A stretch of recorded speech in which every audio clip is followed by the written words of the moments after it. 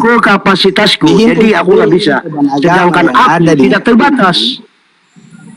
Dia sedang mengukur kapasitasku ini, pembicaraannya. Perjalanannya saudara. Nah, tadi kamu bilang yang berbobot. Hanya praktek, anak TK pun bisa. Enggak, betul enggak? Kamu bilang aku yang lebih berbobot, itu kan? Betul enggak? Nah, kamu sedang mengukur kapasitasku. Sedangkan aku tidak terbatas. Masa kamu mengukur kapasitasku?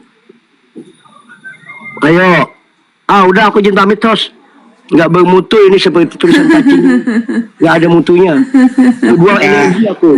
Boleh, itu loh Bang, boleh. Iya, boleh Bang Lapar ya. Ya, gimana Bang Desai? Kuping saya agak butut. Gara-gara dia trek mulu. Sebentar. Silakan teman-teman yang baru masuk ngobrol sama saya, silakan. Ya. Ya. Allah. Silakan. Ya, Bang Rahman, selamat bergabung Bang Rahman. Ya, assalamualaikum warahmatullahi wabarakatuh. Mungkin dibuka. Waalaikumsalam warahmatullahi wabarakatuh. Begini host. Ya, silakan. Ya, silakan. Kata kamu tadi kan perbuatan jahat itu dari Allah juga. Gimana itu?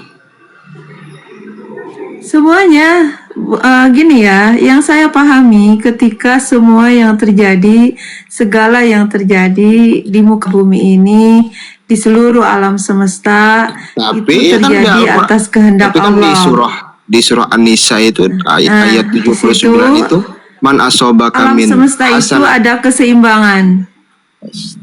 Ada keseimbangan, ada baik, ada buruk, itu keseimbangan, Bang. Iya, tapi kan di Al-Quran keseimbangan, ada malaikat, ada iblis. Itu jelas kan, ada iblis, ada malaikat. Itu semuanya terjadi atas kehendak Allah. Ini pemahaman saya, Bang. Berikan saya satu 30 detik. Boleh, silakan. Di Al-Quran itu kan di surah An-Nisa itu ayat 79.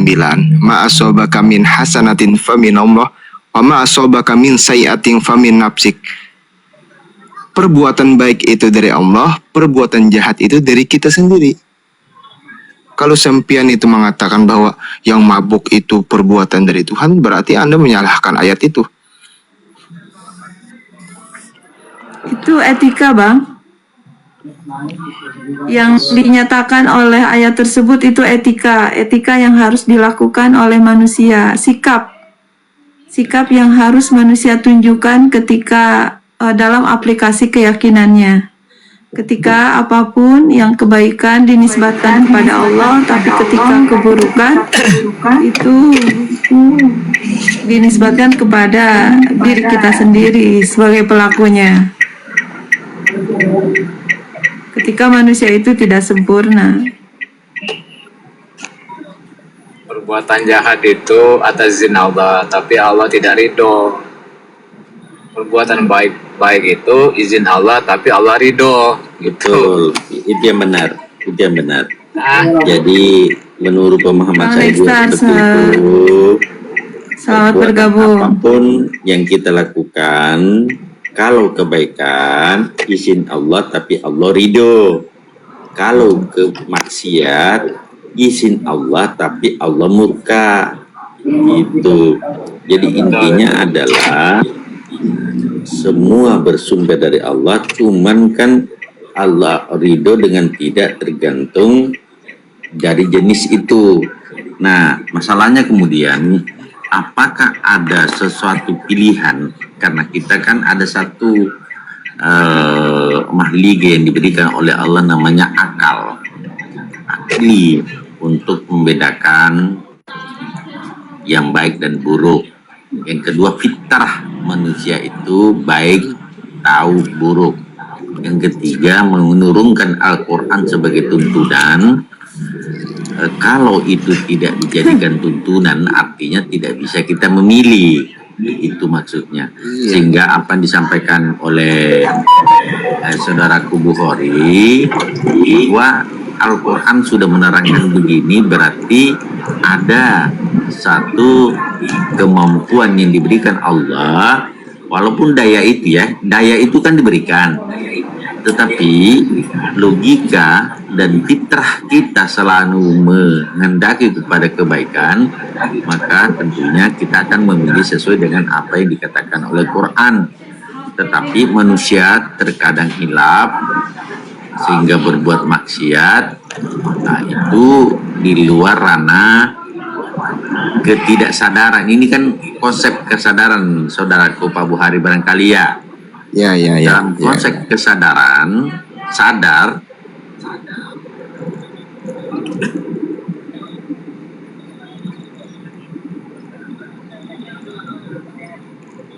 hilaf. Nah, di sini dah mungkin masalahnya pada saat dia hilaf. Nah, bagaimana pandangannya Pak Buhari? Ya, itu kan kita begini, Anda Pak. hilaf siapa? Yang membuat Anda hilaf siapa, saudaraku? Allah juga kan? Ya. Nah, disitulah makanya manusia senantiasa mengatakan ihdinas siratal mustaqim setiap saat, ihdinas siratal mustaqim, ihdinas siratal mustaqim. Kenapa? Karena hari ini boleh jadi kita taat, besok kita sesat. Karena tidak ada tuntunan dari Allah Subhanahu wa Ta'ala, saudaraku. Ini maksudnya host ini semuanya dari Allah. Cuman kan Allah memberikan hidayah kepada siapa yang dikehendaki, dan Allah menyesatkan siapa yang dikehendaki. Begitu maksudnya barangkali, supaya ada keseimbangan. Seperti itu pemahamannya. Silakan. Lanjut. Jadi Pak Rahman, saudaraku kan, kalau kita berbicara seperti itu mulai ketetapan Allah dengan hal-hal yang buruk, kembali dulu kepada diri kita bahwa hukum Allah itu hanya ada dua, baik dan buruk, ya kan. Makanya manusia itu mulia sebenarnya karena akalnya. Kemuliaan itu diratukan dan dirajakan oleh Allah sebenarnya, tapi tergantung manusianya. Apakah dia mau berpikir? Makanya runtuhnya agama di akhir zaman itu bukan agamanya yang runtuh, tetapi akal manusia. Nah, akal inilah sebagai setir di dalam diri manusia untuk mendapatkan hati yang bersih dan suci jiwanya. Karena ketika hal-hal kebaikan yang selalu dia bawa dengan sendirinya, hatinya akan mulai sedikit bersih, mulai bersih. Nah, kenapa diciptakan surga dan neraka itu? Karena kita dibekali akan itu. Kita sudah ketahui yang buruk, sedangkan yang baik pun juga kita ketahui. Kenapa yang buruk kita tidak lakukan? Karena kita tidak mau berpikir untuk mendekatkan diri kita kepada Allah, sehingga kita masih diperdaya oleh saudara kita bangsa api. Ya, apa yang dikatakan Pak Yudin benar. Apa yang disampaikan Pak Yudin benar. Orang-orang yang bertakwa kepada Allah senantiasa mendapat bimbingan, senantiasa dibimbing oleh Allah untuk ke jalan yang benar. Jadi ya intinya adalah tergantung dari manusianya. Karena kan para nabi saja toh, para nabi, jangankan kita saudara, para nabi Yunus mengatakan la ilaha illa anta subhanaka inni kuntu minadh dhalimin. Ya Allah, aku telah menganiaya diriku sendiri. Artinya kalau kita lihat di situ, dia tidak kambing hitamkan bahwa kesalahan yang dia perbuat adalah karena Allah menurut kacamata saya, tetapi menisbahkan ke dirinya. Saya telah zalim kepada diri saya sendiri. Kenapa? Karena mungkin ya adabnya terhadap Allah. Ini seorang nabi ya, seorang nabi. Karena waktu itu mungkin ada sesuatu yang terjadi sehingga namanya nabi juga manusia. Nabi juga manusia, bisa juga hilaf dan lupa. Gitu, walaupun nabi itu maksum, diperingatkan setelah terjadi sesuatu yang keliru pada nabi, diingatkan untuk segera bertaubat. Gitu saudaraku. Jadi fungsi akal, nur akal sebenarnya, nur akal dan nur kalbu ini, kalau itu mampu untuk dibersihkan, artinya mampu membersihkan pola pikir dan kalbu ini, maka insya Allah amalia kita akan tertuntun, saudaraku. Seperti itu mungkin maksudnya host. Nah, seperti itu. Contohnya gini aja Bang, ketika kan sepakat ya bahwa hidayah itu benar-benar hak prerogatif Allah gitu, bukan karena kepandaian akal kita ketika kita melakukan sesuatu, tapi lebih ke poinnya ketika hidayah itu adalah benar-benar terjadi tuh atas kehendak Allah. Manusia yang di situ taat kepada Allah itu ketika ditelaah itu karena mendapatkan hidayah, dan jelas hidayah itu dari Allah. Nah, artinya ketika apapun yang dilakukan manusia dalam bentuk ketaatan itu, ketika ketaatan itu benar-benar terjadi atas kehendak Allah, seperti itu gitu. Jadi ketika kebaikan itu dinisbatkan kepada Allah, itu adalah adab yang harus dilakukan oleh manusia ketika bersikap ya, ketika bersikap dalam kehidupan sehari-hari, ketika diri sebagai seorang hamba di saat melakukan kebaikan menisbatkan kebaikan itu kepada Allah, tapi ketika diri dalam keadaan lalai, dalam keadaan salah, dalam keadaan bermaksiat, itu dinisbatkan kepada diri sendiri. Itu etika, adab yang saya pikir yang harus manusia pahami. Itu dari sudut pandang adab. Tapi dari sebenarnya ketika dari sudut pandang keyakinan, apapun yang terjadi itu terjadi atas kehendak Allah.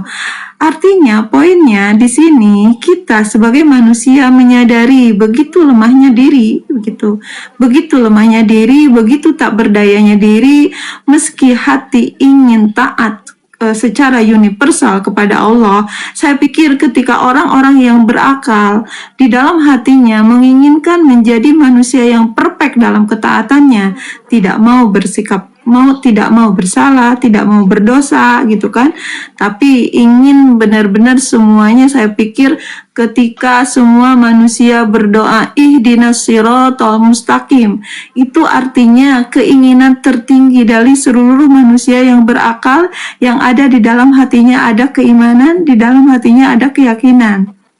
Tapi Masya Allah, dalam aplikasi sangat sedikit ketika di dalam Al-Quran illa qalila, sangat sedikit bahwa orang-orang yang taat tersebut, orang yang yakin, sebenar-benarnya yakin itu hanya sedikit. Jadi di sini manusia harus mawas diri, bersadar diri ketika apapun yang terjadi itu adalah kehendak Allah dan itu yang terbaik menurut Allah. Di situ manusia berserah diri kepada Allah, berpasrah diri kepada Allah, dan berlapang dada dengan apapun kehendaknya. Seperti itu yang saya pahami ketika tentang keyakinan ketika Allah dan kehendaknya. Seperti itu. Silakan. Jadi gini host. Ya. Maha suci Allah. Ya, boleh. Hanya memahami. Boleh satu-satu Jangan kita yang hanya bicaranya. Silakan Bang Wahyu. Oh ya, silakan. Siapa duluan? Ya. Bang Wahyu mungkin. Jangan kita hanya Ya, memahami silakan. isi cerita. Tetapi kita harus memahami isi kandungan cerita itu. Sebenarnya ketika kita ini kan kalimat yang kita ucap ini sebenarnya kalimat suci. Tetapi kenapa kalimat itu yang kita ucap kita tidak pernah merasakan suatu kenikmatan kalimat itu? Karena masih bertolak belakang antara kebaikan dan keburukan di dalam diri kita. Nah, sedangkan kita sudah mengetahui sifat Allah itu seperti apa, maka bawa dulu sifat Allah, damaikanlah dirimu dengan tenang sembari engkau berpikir, maka di situ akan datangnya hidayah. Sebenarnya kita sendiri sebenarnya yang merubah diri kita, tetapi tempat duduknya harus pas. Jangan hanya membaca Bismillahirrahmanirrahim. Apa makna di balik kalimat Bismillah? Yang Maha Pengasih, Maha Penyayang. Sudahkah kita menanamkan Maha Pengasih, Maha Penyayang di alam pikiran kita, di pandangan kita, di perkataan kita? Ya kan? Makanya pahami isi kandungan. Jadi yang merubah sebenarnya diri kita ini adalah kita sendiri yang harus pahami. Ilmu dan akal, ilmu tanpa akal itu lemah, tetapi akal juga tanpa ilmu lemah. makanya harus berbawaan ilmu dan akal. Karena disitulah letak ia berpikir dan untuk menyebutkan suatu isi kandungan apa yang ia pahami. Maka ilmu dan agama turun di muka bumi. Assalamualaikum warahmatullahi wabarakatuh. Waalaikumsalam, Bang Alexander. Ya, selamat bergabung, Bang. Ya, lanjut, Bang Wahyu. Temanya apa ini? Yang terbaik, Bang. Tapi Yang ini kita terbaik. belum ke tema, Bang. Ya, yang terbaik, Bang. Udah sih masuk ke tema. Ya, terus lanjut, Bang Wahyu. Lanjut. Makanya ilmu Ayo. dan agama itu turun sebagai nasihat diri. Percocokkanlah firman-firman Allah yang kita ketahui dengan sifat dan perilaku.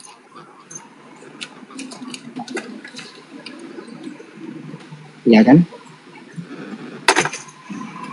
Ya.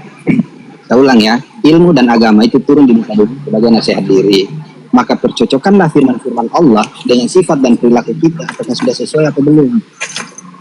Makanya itulah gunanya ilmu dan agama sebagai nasihat. Tergantung manusianya, apakah dia jadikan nasihat di dalam dirinya atau dia jadikan apa. Ya kan? Karena dihimpun seluruh ilmu dan agama di muka bumi, satu yang paling utama merujuk kepada sifat. Ya kan? Nah, sedangkan hukum Allah hanya ada dua, baik dan buruk. Nah, di situ. Maka tanamkanlah sifat-sifat baik dalam diri kita. Bagaimana suatu kebesaran masuk di dalam antara kebencian di dalam diri kita, diri benci. Ya, monggo yang lain. Ya, Sebetulnya, silakan Mas. yang lainnya. Maaf, izin ngomong. Sebetulnya kita manusia ini sudah silakan. sebetulnya kita manusia ini sudah dapat hidayah semuanya. Cuman inayahnya yang lambat. Nah, kalau bilang oh dia belum dapat hidayah, itu enggak, semua manusia udah dapat hidayah, inayah yang lambat. Nah, terus saya mau nanya sama host tadi masalah serahkan kepada Allah itu maksudnya bagaimana itu? Menyerahkan segala urusan kehidupan hanya kepada Allah. Nah, cara Jadi Allah ya, semuanya yang mengatur, yang definisi mengatur, dari yang mengurus. iya, definisi dari serahkan kepada Allah tuh sikap kita bagaimana kepada Allah? Sikap kita ya penuh dengan kerendahan, penuh dengan ketaatan, menyerahkan semua yang ada pada diri seluruhnya hanya kepada Allah. Jadi yang mengatur diri ini, yang men-setting diri ini, semuanya dikembalikan kepada Allah. Memasrahkan segala urusan. Tapi kalau menurut saya pasrah Menyerahkan, diri, memasrahkan. menurut saya sih ya, sepengetahuan yang saya dapat sih, Iya. pasrah diri kepada Allah itu menerima kenyataan, baik takdir baik maupun buruk. Itulah pasrah kepada Allah, Ya. menerima kenyataan. Betul. Nah, Itu kalau betul, dia Bang. belum punya pemikiran begitu, dia belum pasrah kepada Allah. Jadi orang yang itu pasrah betul, kepada Allah Bang. tuh, Poinnya. jadi poinnya gitu aja. Jadi nggak Iya. panjang kan? Ya, ya. Tapi begini, Betul. Dexter, menerima kenyataan saudaraku, tapi harus didasari dengan ilmu. Jadi kita harus memiliki pemahaman. Jadi makanya memang kan talabut ilmi faridatun ala kulli muslimin wa menuntut ilmu itu wajib. Makanya dalam konteks menerima kenyataan, bagi orang yang tidak tahu, ya dianggapnya sesuatu itu baik padahal buruk karena tidak memiliki ilmu. Makanya yang saya pahami harus didasari dengan ilmu. Nah itu, jadi kalau kita sudah memahami dalam konteksnya, baru pasrah menerima kenyataan, itu baru benar. Tetapi menerima kenyataan tanpa ilmu itu kita tidak bisa seperti itu. menurut saya, menurut pemahaman saya. Jadi, harus dengan ilmu. Iya. Sekarang saya tanya ilmunya apa biar kita menembus ke kesadaran itu. Ya, kalau ada beberapa kan mutiara yang diberikan Allah. Yang pertama adalah akal, yang kedua adalah Al-Quran, yang ketiga adalah malu, yang keempat adalah fitrah amal soleh. Beramal soleh, fitrah kita kan baik. Jadi akal, kemudian din, agama, yang ketiga malu, yang keempat adalah fitrah manusia itu berbuat baik. Jadi keempat ini akal sudah mengelolanya, agama sudah memberikan tuntunan, kemudian rasa malu untuk melaksanakan sesuatu yang tidak bertentangan dengan akal dan din tadi, dan yang keempat menjalankan fitrah kita sebagai umat manusia. 4 aspek itu, saudaraku. Jadi ilmu dengan menggunakan akal, yang kedua ilmu dalam din agama yang kita jadikan panutan. Apakah kalau dalam konteks Islam tentu Al-Quran dan Sunnah. Kemudian rasa malu untuk melaksanakan sesuatu yang bertentangan dengan yang kedua tadi, akal dan din agama, dan yang keempat adalah melaksanakan amal soleh. Jadi fitrah kita kan senantiasa berbuat baik sesungguhnya. Karena kullu maulidin yuladu al fitrah, manusia itu diciptakan dalam keadaan suci. Kesucian itu pada saat bayi akan tumbuh berkembang, dirubah oleh lingkungan. Itu maksud saya. Kalau kita sudah pahami ilmu dari tadi unsur itu, lantas disitulah baru kita bisa menetapkan bahwa yang saya lakukan ini baik atau buruk, karena ada indikatornya, ada sesuatu rujukan yang dijadikan bahwa ini baik karena menurut tuntunan agama, ini buruk karena menurut tuntunan agama dan menurut akal kita. Akal ada dalil nakli, ada dalil akli. Seperti itu, saudaraku, menurut pemahaman saya.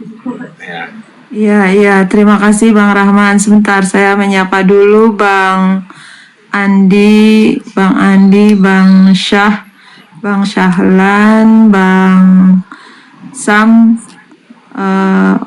ganti ya, Bang Alex, Bang Nextar, Bang Ihfa, sama Bang Mudring. Selamat datang, selamat bergabung. Assalamualaikum. Waalaikumsalam.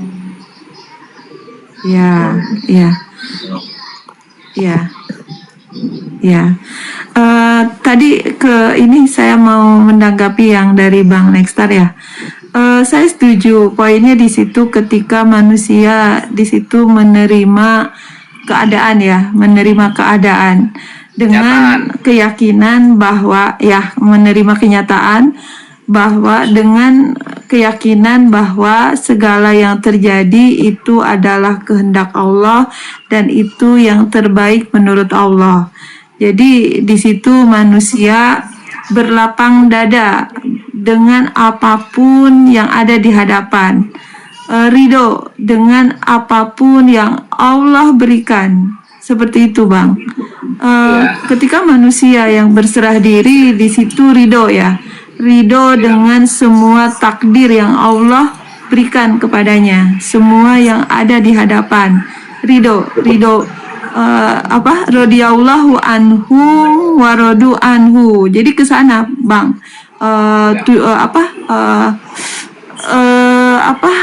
Poinnya tuh ke sana gitu, ujungnya ke sana gitu. Jadi ketika seseorang yang yakin kepada Allah dan kehendaknya, ujungnya itu manusia itu ridho dengan apapun yang ada di hadapan. Radhiyallahu anhum wa radu anhu, itu ayat kita minta itu. ridhonya Allah, kita harus juga ridho dengan ketentuan Allah, ya enggak? Kenyataan seperti itu gitu. Seperti itu gitu. Itu kan jelas ya. Takdir yang ada di hadapan. Rukun iman yang terakhir kan?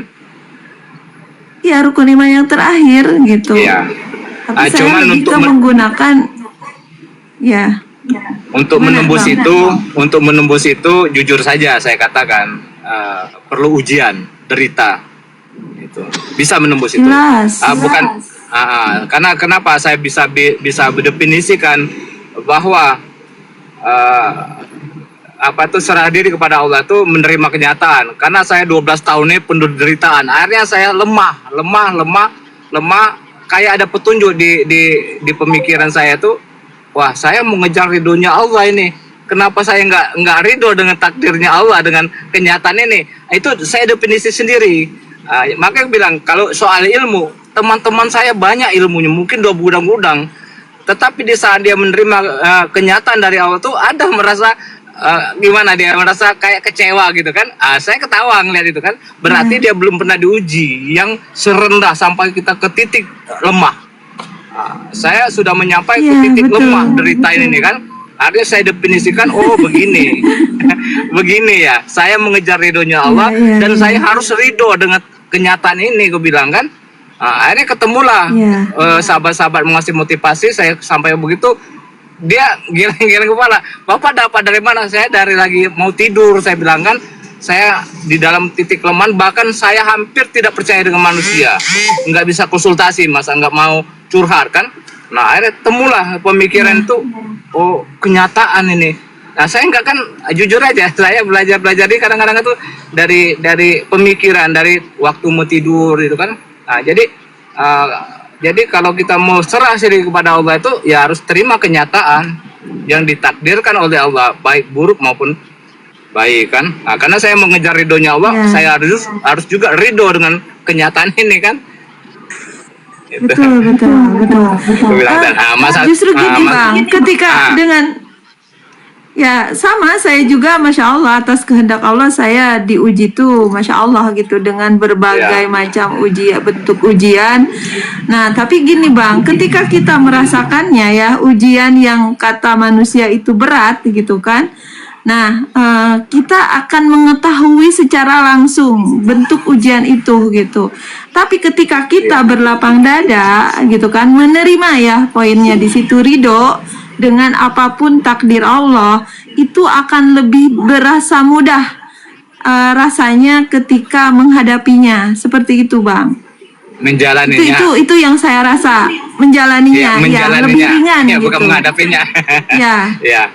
Ya, menjalaninya lebih ringan. Itu yang lebih ringan, saya rasa ketika diuji bertubi-tubi gitu kan, dengan sampai titik lemah ya. Berbagai kondisi. Ya, Masya Allah, diri merasa benar-benar ketika la haula quwata illa billah tuh begitu nyata gitu. Begitu diri itu lemah, begitu tak berdaya, begitu tak bisa melakukan apapun tanpa kehendaknya. Seperti itu gitu. Jadi akhirnya saya ketemu, sayangilah orang yang membenci kepadamu. Ini memang pelan-pelan itu kan. Akhirnya saya itu yang saya menerima kenyataan tadi. Akhirnya saya mencintai, menyayangi orang yang membenci kepadaku. Dari dialah guruku, dia guruku kan. Terbentuknya saya begini karena dia guruku. Jadi saya hilangkan rasa benci itu sama orang-orang yang begitu menzolimin lah kan. Menurut saya sih itu yang saya dapati. Saya nggak ngelihat dari kitab, nggak ngelihat dari buku, nggak dari perjalanan aja. Ya. Kalau saya dapat konsep ini Bang, Bang Nextar cintai orang-orang yang membencimu. Kalau saya konsepnya ini, memaafkan mereka karena Allah. Gitu. Mereka yang begitu menjolimi, ungkapan ya, mereka yang bersalah, selalu bersalah, tapi kita memaafkan terus gitu kan, memaafkan mereka karena Allah. Itu konsep yang saya dapatkan dari ujian yang bertubi-tubi ketika bahasanya. Memang itu karena Allah. Seperti Cuman itu. Kan gue bilang tadi, memang sulit menyayangin orang yang membenci itu memang sulit. Tapi kan kalau nggak belajar, nggak ketemu. Jujur aja saya bilang, kata aja. Mulut bisa bicara, tapi hati masih mengkal. Itu kan? Iya, betul. Itu mengkal, karena masih jujur aja. merendahkan ego diri, Bang. Yang saya rasa itu menundukkan ego diri. Ego diri itu kita tundukkan gitu kan. Tapi memang nggak segampang itu. Ya betul, iyalah. Saya bertahun-tahun itu ketika dalam pendidikan memaafkan karena Allah tuh 8 tahun saya, masya Allah, ketika mendapatkan konsep itu gitu. Di situ berasanya menundukkan ego diri. Di situ kita merasa diri benar, dalam posisi benar ya maksudnya. Dalam posisi benar, tapi kita harus memaafkan, berlapang dada dengan orang-orang yang di sekitar yang dia itu dari sudut pandang hukum mereka menyakiti kita, menzolimi kita gitu, seperti itu gitu. Tapi kita dengan mudahnya berlapang dada memaafkannya, seperti itu. Ya ketika ungkapan Bang Nextar mencintainya ya orang yang membenci kita. Kalau saya memaafkannya karena apa? Semua bentuk kesalahannya seperti itu gitu. Karena dia melakukan itu karena dia nggak tahu kan. Kemudian Ya, saya itu. lagi berusaha di saat orang mencaci menghina langsung di hadapan saya melaksanakan sepatah pun tidak akan saya jawab. Kenapa yang nggak saya jawab? Ngapain diladenin kan? Nah, disinilah Mbak, maaf 1000 maaf, perlunya seorang mursyid. Disinilah. Jadi waktu orang menghina mencaci langsung nggak keruan-keruan itu, saya robito. Kalau di bahasa ilmu tarekat itu robito. Saya mendingan robito dengan guru saya daripada saya berlawan dengan musuh tadi. Saya robito langsung ke guru. Nah di situ ada petunjuk dari guru tuh ke kolbu kita ini. Petunjuk yang ya itulah dari reaksi robito kepada guru itu. Nah, makanya aku bilang tadi saya bersyukur punya mursyid lah kan. Nah bukan saya mengatakan itu ya semua manusia harusnya punya mursyid. Nah, saya mengasih tahu itu harus punya mursyid. Nah, mursyid lah yang mentransfer antara kolbu dia ke kolbu kita itu. Tidak ngeliat di buku lagi. Jadi langsung transfer itu. Transfer. Nah, itu yang saya dapatin selama ini 12 tahun ini dengan kehidupan yang begini. Nah, saya banyak rubito. Ternyata waktu rubito tuh ada kayak kolbu dia ke kolbu itu nyambung. Ada kata-kata baru. Nah, jadi saya bersyukurnya itu punya mursyid. Berarti mursyid itu wajib kita punya mursyid. Nah, sepakat nggak kalau saya ngomong begini? La haula wala quwata illa billah. Boleh. Seperti itu. Yang penting mursyid itu dia sudah diketahui, sudah dipahami keilmuannya dan adatnya dan sebagainya, boleh. Bahkan justru kalau kita tidak punya mursyid, kita akan ngaram bebas. Justru kita untuk saling berbagi, saudaraku. Saya punya mursyid, saya 30 tahun belajar. 30 tahun belajar sama mursyid saya. Nah, itu tidak sesuatu yang singkat dalam belajar tentang semua ini. Tetapi itu pun jauh dari cukup untuk perjalanan, saudaraku. Masih banyak yang saya tidak tahu. Ya banyak, makanya itu kan harus punya guru pembimbing itu. Nah, jadi kalau saya di saat saya dicaci maki nggak saya jawab, sepatah pun nggak saya jawab. Tapi hasilnya ternyatanya, waduh, saya nggak bisa cuma rasa kan nggak bisa diucapkan kan. Tapi kenyataan itu. Nah itu saya bilang bersyukurnya saya dipertemukan dengan guru mursyid. Jadi waktu orang caci maki itu saya rubito ke guru, mendingan saya rubito aja kan dengan zikir hopi, tawaju. Kalau di bahasa tarekat itu tawaju rubito ke guru, udah diam. Akhirnya nanti musuh kita hilang begitu aja, hilang, nggak kita suruh pergi, nggak, dia hilang begitu. Nah, itu yang saya rasakan selama ini kan, selama 12 tahun ini hidup yang dibilang musafir, berkelana, dan saya tidak mau menceritakan derita saya. Saya hati-hati menceritakan derita pada siapapun, karena setiap saya menceritakan ke derita itu panas, kolbuku panas kan.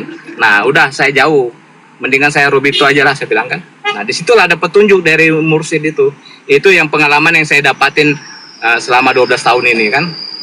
Nah, jadi kalau ilmu orang tinggi itu saya lihat ilmu mungkin budang-budang, tapi di saat saya hantam begitu kenyataan itu, bang harus sabar bang. Baru dia ngomong sabar, di ganggu anak kecil marah dia kan. Tadi dia menasihati sabar, tapi dia marah ke anak kecil.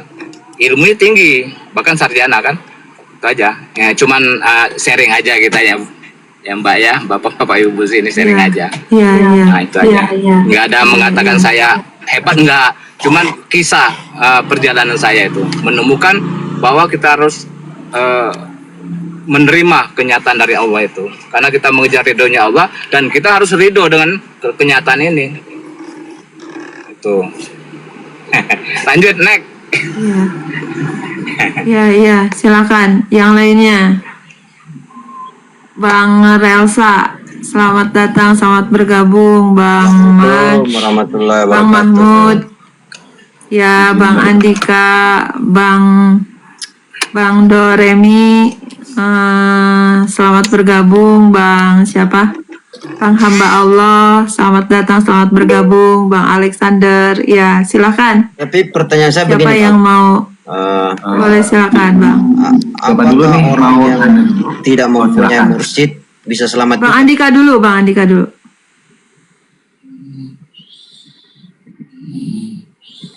Kedengaran nggak? Gimana tuh Bang Nextar? Ada pertanyaan dari Bang Andika. Kenapa? Tentang mursyid. Tentang mursyid. Maksudnya apa? Nanya apa? Apakah orang yang tidak mempunyai mursyid bisa selamat juga? Atau tidak bisa? Itulah dibilang tadi, sepengetahuan saya dapatin. Kalau dia pun nggak punya mursyid, tapi kalau dia berjalan sesuai dengan kitab dan Al-Quran, ya tetap selamat. Walaupun dia punya mursyid, tapi tingkah lakunya nggak benar, tetap nggak selamat. Cuman mempermudah aja, ya seperti saya bodoh nggak ngerti apa-apa kan. Kalau ada mursyid kan enggaknya enteng, ada tempat bertanya gitu kan.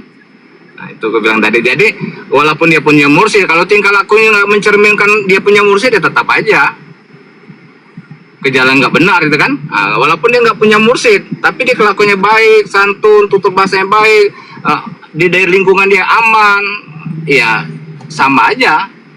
Jadi punya mursyid dengan tidak mursyid, tapi yang lebih baiknya punya mursyid kan. Nah, tapi kalau punya mursyid, kalau tingkah lakunya tidak mencerminkan gurunya, ya percuma juga, ya enggak? Berarti begini Bang, percuma dong punya mursyid. Ya menurut saya nggak usah lah punya guru. Kita kan sama-sama punya akal, tahu membedakan mana yang buruk mana baik. Tidak begitu, Tabe Andi.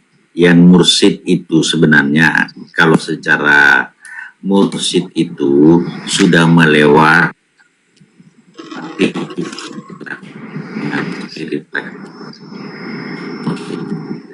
jadi bukan pintar dalam teori, bukan pintar dalam membaca nahwu, saraf, balaghah, mantik dan sebagainya.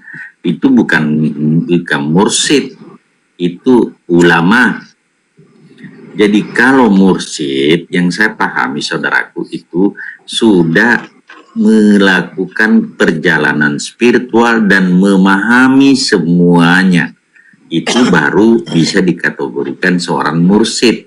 Jadi sudah berjalan, bukan orang berilmu. Beda kan ya, orang berilmu bukan teori dan seorang mursyid.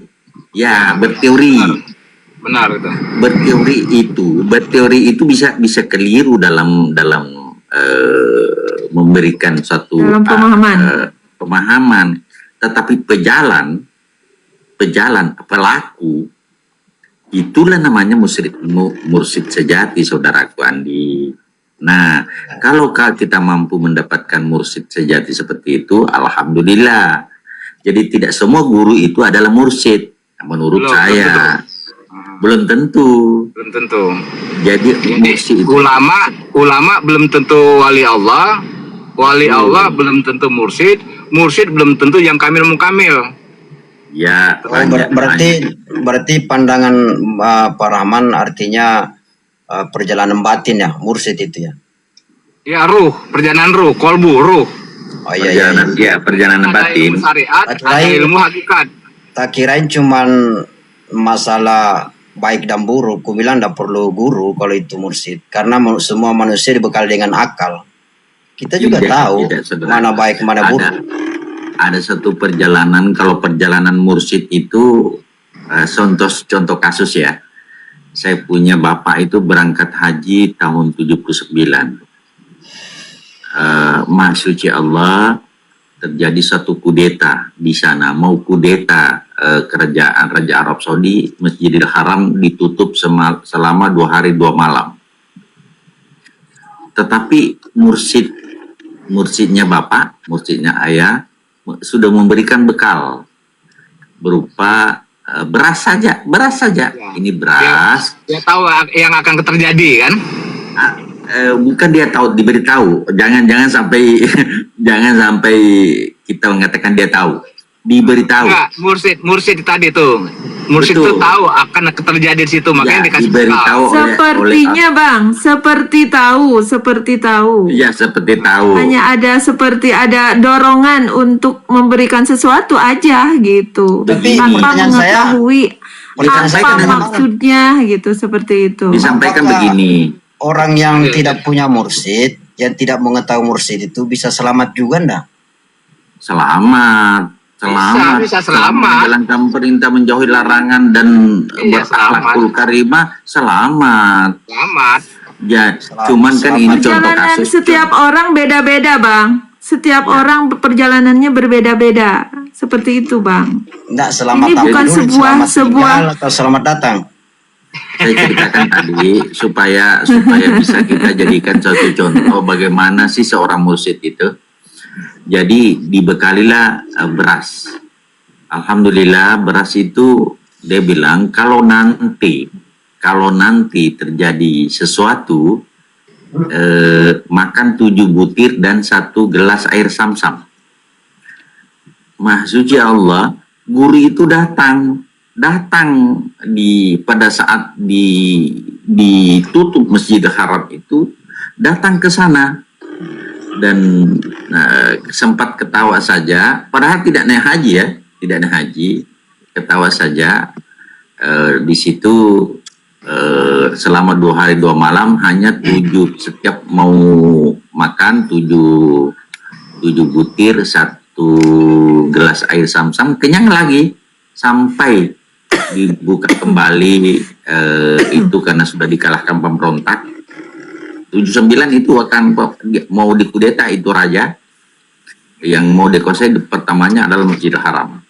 Tapi alhamdulillah pulang dengan selamat. Tapi sepertinya mursyidnya sudah tahu ya, sepertinya sudah tahu, tapi bukan karena dianya, tapi diberitahu. Nah, Ya. jadi jangan sampai bahwa mursyidnya itu sudah mengetahui rahasia Allah yang memberitahukan kepada dia. Begitu saudaraku. Tapi dia nggak ngomong ke orang-orang, dia kan nggak ngomong dia bahwa saya tahu nggak. Ya, tidak ngomong sama orang, dia berdiam karena mursyid itu kan yang apalagi sudah wali, siapa yang mengatakan dirinya wali batal. Makanya orang yang mengatakan saya wali sudah batal itu. Batal. Karena Sudah batal. Allah itu tidak boleh menyembunyikan kekasihnya itu, membunyikan kekasih Allah itu dia sembunyikan. Maka kadang seperti orang biasa, tetapi dia punya doa mustajab, dia punya korama ada, selalu berbuat baik sama orang tanpa diketahui oleh orang lain. Nah, itulah mursyid sejati sesungguhnya. Seperti itu saudaraku. Tapi dari mana Abang tahu bisa memastikan orang yang tidak mempunyai mursyid bisa selamat? Enggak, yang orang nggak punya mursyid bukan nggak selamat. Semuanya selamat, tergantung amal perbuatan dia. Ya, itu saya bilang tadi, dia punya mursyid, tapi kelakuannya nggak seperti mursyid, tetap aja. Dia nggak punya mursyid, tapi kelakuannya di lingkungan aman, tetap aja selamat. Kalau soal kelakuan Bang, bahkan banyak orang ateis yang lebih baik daripada Islam kelakuannya. Banyak orang kafir lebih baik dari Islam kelakuannya. Kalau soal tingkah laku. Enggak, kita harus definisikan dulu Islam itu apa, kafir itu apa. Ya, Nah, betul. jadi Qul in kuntum kafir itu Allah fattabi'uni. karena kafir itu nah, Silakan next time. jadi kalau menurut saya kafir itu di Islam juga banyak yang kafir sebetulnya sih. Sebetulnya kenapa? Karena di tubuh manusia kan ya banyak ada lengkap lah kan. Jadi kafir itu bukan berarti orang-orang di luar agama, enggak. Sebetulnya di Islam sendiri hanya yang kafir. Sebetulnya sih kalau kita makanya kata Rasulullah, umatku akan terpecah menjadi 73 bagian. Itu jelas kalimat Rasulullah bilang, umatku akan terpecah menjadi 73 bagian. Berarti di Islam sendiri banyak yang kafir sebetulnya. Makanya Rasulullah bilang 73 bagian itu kan hanya satu katanya, yang seperjalan denganku. Nah, yang seperjalananku tuh itulah ya, para ulama yang pewaris-pewaris Rasulullah itu kan, para tabiin, para ulama ya, sampailah sekarang ini kan ada keturunannya. Cuman orang-orang itu disembunyikan karena Allah Maha cemburu dengan kekasihnya. Maha cemburu. Nah, itulah yang dibilang mursyid tadi. Makanya kita akhirnya kita punya akal tadi kan, bertanya-bertanya. Makanya bertanya, kita tahu mursyid itu bertanya, di mana sih mursyid itu? Saya pengen ketemu kan. Jangan cukup di mulut kita, saya mau cari, tapi kita nggak berusaha kan. Inayahnya yang lambat kan. Makanya aku bilang tadi, hidayah udah dapat, inayah yang lambat. Semua manusia udah dapat hidayah, inayah yang lambat. Pergerakannya itu yang lambat. Jadi banyak menunggu. Katanya menunggu hidayah, padahal udah dapat hidayah sebetulnya orangnya. Cuma inayah yang maksudnya begitu. Nah, jadi ya begitulah saya bilang kan. Jadi saya ingat pembicaraan itu, umatku akan terpecah menjadi 73 bagian, neraka semua. Rasul dia bilang begitu, hanya satu katanya kan. Nah, di situ saya dulu saya nggak ngerti mursyid, bahkan sholat pun nggak pernah saya. Nah, ternyata setelah begini, ternyata saya selama ini Islam keturunan, Islam KTP yang dikeluarkan oleh kecamatan ternyata kan. Sebetulnya Islam hakiki itu damai, Islam hakiki itu tidak pernah menyalahkan orang, tidak mengapirkan orang, tidak sayang hebat, enggak sebetulnya. Nah, jadi aku bilang tadi, kalau seorang mursyid itu bagaimana calon neraka ini menjadi calon surga. Nah, sudah tuh seorang mursyid itu tidak pernah menyalahkan sebetulnya. Yang tahu saya dapatin mursyid itu nggak pernah menyalahkan orang, bagus semua. Yang datang ke tempat dia mau calo pendek, mau bertato, diterima sama dia. Nah, itu setahu yang saya dapatin kan. Jadi ke mursyid itu ilmunya sebetulnya nggak tinggi seperti ulama-ulama yang bergudang-gudang, ilmu enggak. Orangnya biasa aja, nggak kelihatan. Itu. Jadi mursyid itu nggak pernah menyalahkan. Mau orang nggak sholat nggak menyalahkan, bahkan dibimbing. Nah, tapi kalau ulama selalu banyak Nek, lanjut. Jadi mursyid, ya mursyid itu saya suatu ketika saya duduk sama teman seperguruan saya, tiba-tiba ada orang datang untuk berdagang, disodorkanlah uangnya. Ini, Nek, saya punya uang, saya mau pakai berdagang, mohon doanya supaya berkah. Apa dibilang guru mursyid? Kalau mau berdagang, pakai uang yang halal. Bayangkan, dia bisa lihat uang yang haram dan yang halal hanya dengan kasat mata.